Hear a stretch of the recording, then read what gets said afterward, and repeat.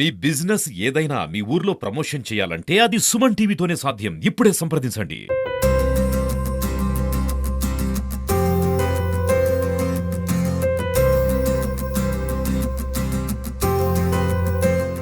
Welcome to Suman TV. నేను మీ శివప్రసాద్. రాష్ట్ర ప్రభుత్వం ఎంతో ప్రతిష్టాత్మకంగా చేపడుతున్న మధ్యాహ్న భోజన పథకం అయితే కొన్ని పాఠశాలలో పూర్తి స్థాయిలో చదువుతున్న విద్యార్థులకు అయితే అందటం లేదని చెప్పుకోవచ్చు. ఎందుకంటే అల్లూరు సీతారామరాజు జిల్లా పరిధిలో గల చింతూరు ఏజెన్సీ ప్రాంతంలో మధ్యాహ్న భోజన పథకంలో గత సంవత్సర కాలంగా అయితే మాత్రం మధ్యాహ్న భోజన పథకానికి అందాల్సిన బియ్యం పాఠశాలకు అందడం లేదంటూ అక్కడ ఉపాధ్యాయులు అయితే మాత్రం ఆందోళన వ్యక్తం చేస్తున్నారు.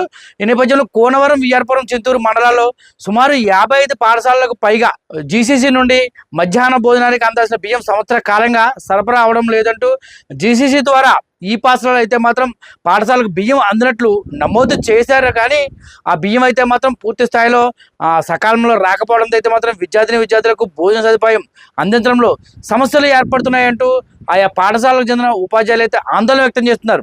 విద్యార్థులకు మధ్యాహ్న భోజన పథకం అందేందుకు ఉపాధ్యాయులు అయితే నానావస్థలు పడుతున్నారని, వేరే పాఠశాల నుంచి బియ్యం అప్పుగా తెచ్చి అయితే మాత్రం ఆ విద్యార్థులకు మధ్యాహ్న భోజనం అందించాల్సిన పరిస్థితి ఏర్పడుతుందని అయితే మాత్రం ఆ పాఠశాలకు చెందిన ఉపాధ్యాయులు అయితే మాత్రం తమ గోడుని వెళ్ళబుచ్చుతున్నారు. అయితే దీనివల్ల అయితే మాత్రం పాఠశాల ఉపాధ్యాయులు తీవ్ర ఇబ్బందులకు గురవుతున్నామంటున్నారు. అలాగే అక్కడ ఈ నేపథ్యంలో జీసీసీ నుండి బియ్యం పక్కదారి పడుతున్నాయనే పక్క సమాచారంతో అయితే మాత్రం కోనవరం, విఆర్పురం మండలాల్లో అయితే మాత్రం ఆ జీసీసీ పాయింట్స్ వద్ద అసిస్టెంట్ సివిల్ సప్లై అధికారులు అయితే తనిఖీలు నిర్వహించారు.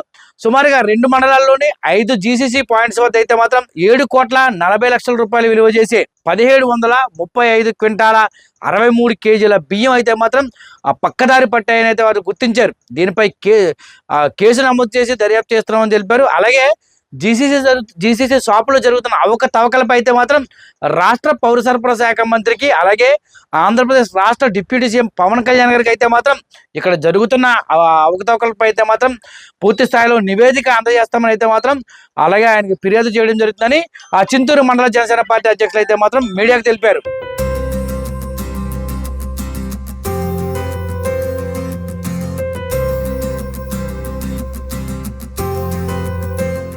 ఏదైతే ఎండిఎం పకడ్బందీగా పాఠశాలలో నిర్వహించాలని చెప్పేసి మరి ప్రభుత్వ అధికారులు ఆదేశిస్తున్నారు.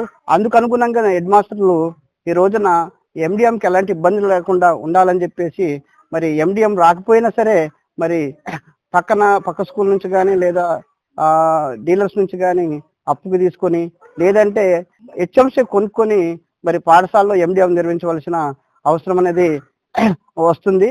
గత ఏడాది నుంచి ఇదే పరిస్థితి మరి పాఠశాలలో మరి హెచ్ఎంస్ దీన్ని ఇబ్బంది పడుతూ నిర్వహిస్తున్నారు. కాబట్టి పై అధికారులు మరి ఎండిఎం రైస్ ని అటువంటి ఇబ్బందిని సాల్వ్ చేస్తారని డిఓ గారికి మరి వినిపించుకుంటున్నాం.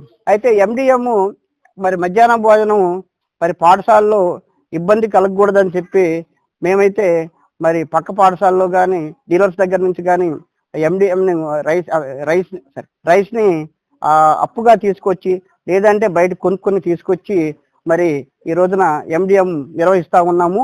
మరి ఇలాంటి ఇబ్బంది భవిష్యత్తులో రాకుండా మరి పై అధికారులు డిఓ గారు దీన్ని సాల్వ్ చేస్తారని ఆశాభావాన్ని వ్యక్తం చేస్తాను. పేరు జల్లా ప్రవీంద్ర అండి. పూర్వరం జెడ్పీహెచ్ఎస్ ఎస్ఎంసీ చైర్మన్ అండి. మా స్కూల్లో 3వ తరగతి నుంచి 10వ తరగతి వరకు 220 మంది పిల్లలు ఉన్నారండి. రోజు మిడ్ డే మీల్స్ కోసం 25 నుంచి 30 కేజీల రైసు ప్రతిరోజు మధ్యాహ్న భోజనంలో ఉపయోగిస్తూ జరుగుతుంది. గత 5-6 నెలల నుంచి ఎటువంటి రైస్ కి మీల్స్ సప్లై చేయకపోవడం వల్ల పిల్లలు చాలా అర్ధాకలతో అలమటించాల్సిన పరిస్థితి. ఈ సమస్యను పరిష్కరించడానికి పేరెంట్స్ కమిటీ ద్వారా మేము పేరెంట్స్ ద్వారాను, కొంత రేషన్ షాప్ డీలర్ల ద్వారాను రైస్ ని అడ్జస్ట్ చేయడం జరుగుతుంది. ఇప్పటి వరకు 12 క్వింటాల్, ఈ 5-6 నెలల కాలంలో 12 క్వింటాల 74 కేజీలని అరువు రూపంలో తీసుకురావడం జరుగుతుంది. మనం ఇంత అరువు తెచ్చినా కూడా మళ్ళీ సప్లై చేయడానికి చాలా ఇబ్బంది పడాల్సిన పరిస్థితి వస్తుంది. కానీ ఒకవైపు అక్రమ మార్గంలో ఈ పీడిఎస్బి రైస్ అంతా విదేశాలకు తరలించుకొని పోతున్నారు. దీన్ని అరికెట్టే నాదుడే లేడు. అధికారులు గట్టిగా స్పందించి ఇలాంటి అక్రమ మార్గంలో వెళ్ళేటువంటి రైస్ ని ప్రతి స్కూల్లో ఎటువంటి షార్టేజ్ లేకుండా పంపించవలసిందిగా అధికారులని త్వరితగతిన స్పందించవలసిందిగా అధికారులను కోరడం జరుగుతుంది. మా యొక్క అభ్యర్థనను మనస్ఫూర్తిగా ప్రాధేయపూర్వకంగా, వినయపూర్వకంగా అభ్యర్థిస్తున్నాం. ఎటువంటి పిల్లలకి అర్ధాకలతో అలమటించకుండా షార్టేజ్ మాకు సప్లై చేస్తూ అధికంగా ప్రతి స్కూల్లో రైస్ ఉండే విధంగా కోరడం జరుగుతుంది. నమస్తే అండి, నా పేరు పురం లక్ష్మయ్య, మండల విద్యాశాఖ అధికారి 2 కోనవరం. మా కోనవరం మండలంలో 55 పాఠశాలల్లో మధ్యాహ్న భోజన పథకం నడుస్తూ ఉన్నది. మరి గత జూలై నెల నుంచి కొన్ని పాఠశాలలు దాదాపుగా ఒక 19 పాఠశాలల్లో బియ్యం అనేది సరఫరా లేకపోవడం వల్ల ఆ మధ్యాహ్న భోజనం వండుకున్నటువంటి శిశువులు ఇబ్బందికరంగా ఆ పరిస్థితిని ఎదుర్కొంటున్నారు. దానికి సంబంధించినటువంటి ఈ సమస్యని గత నెలలో కూడా మేము పై అధికారులకు తెలియజేయడం జరిగింది. పాఠశాల ఏ పరిధిలో ఉన్నటువంటి ఎఫ్సీ నెంబర్స్ ద్వారా కూడా మేము ఆ వివరాలని తెలియజేయడం జరిగింది. కానీ ఇంకా ఆ సమస్య పరిష్కారం కాలేకపోవడం వల్ల కొంత ఇబ్బందికరమైన పరిస్థితి కాబట్టి ఈ యొక్క సమస్యని పై అధికారులు కూడా సత్వరంగా పరిష్కరిస్తారని కోరుతున్నాను.